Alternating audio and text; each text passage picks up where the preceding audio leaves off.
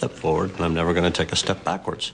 They are trying to balance between change that is important for maintaining a popular base and change which can create a counteraction in the very traditional society that Saudi Arabia still is.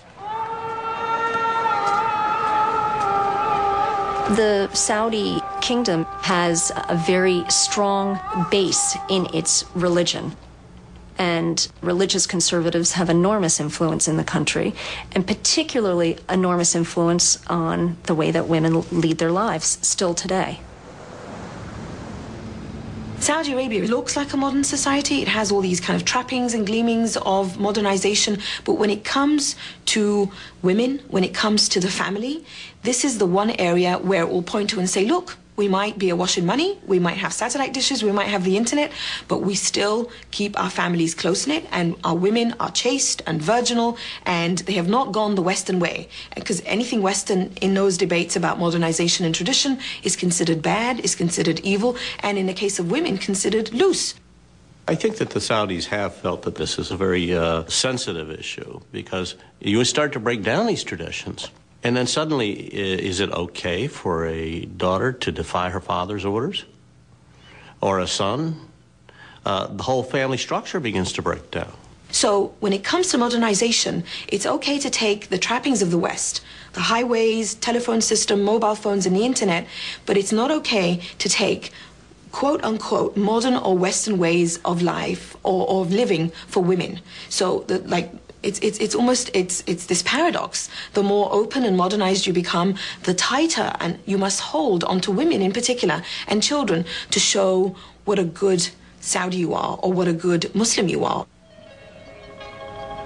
And unfortunately, it's women who often pay. Are you really doing anything about the status of Arab women? One particular woman, but her story is tied up with everything else. Have you heard the true story? I've heard a dozen true stories. I think one of the interesting things about the movie is the recreation of this journalist's search for the truth. And you get different versions of truth. And still today you get different versions of truth about Saudi Arabia. You get one version depending on who, if you speak to one person, and a very different version if you speak to somebody else. The country is going through reform, and it's really making deep changes, according to some. According to others, nothing's changed. It's just simply window dressing. Christopher, can't you see? You've just been taken on a journey through the private center of the Arab world because that princess always remained beside you. It reached into people, this story, in the Arab world, and touched buttons. It's a sort of crucifixion story. It has that same sort of resonance, and that stirred things in people. And that was what the film was about that stirring. Poor child. Poor silly child. She paid for all of them.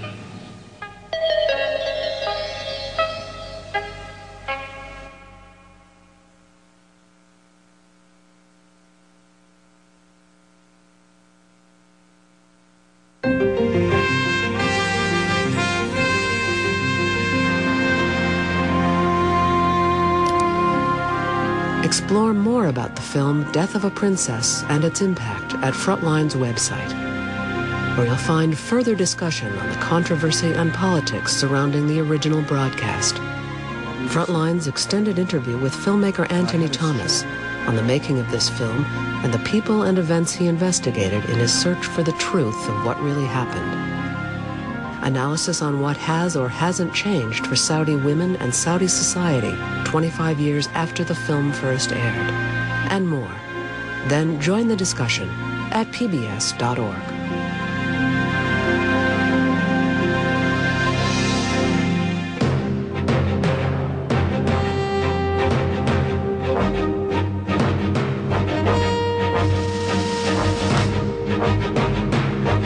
Next time on Frontline, They're rolling back prices. Walmart has given an increase in income to every American. Rolling back competition. It's more efficient, more powerful. It is destroying competitors. And rolling jobs overseas. Walmart basically tells its suppliers, you need to move to China. Walmart's putting people out of work. That's what it's done. Is Walmart good for America? Next time on Frontline.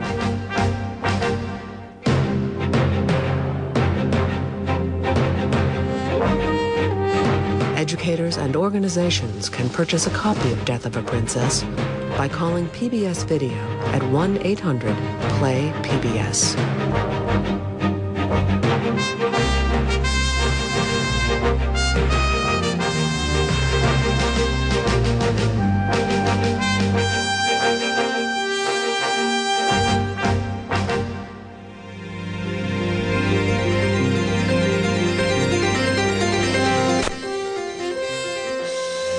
Funding for this program was provided by the Ford Foundation, the German Marshall Fund of the United States, and the Corporation for Public Broadcasting.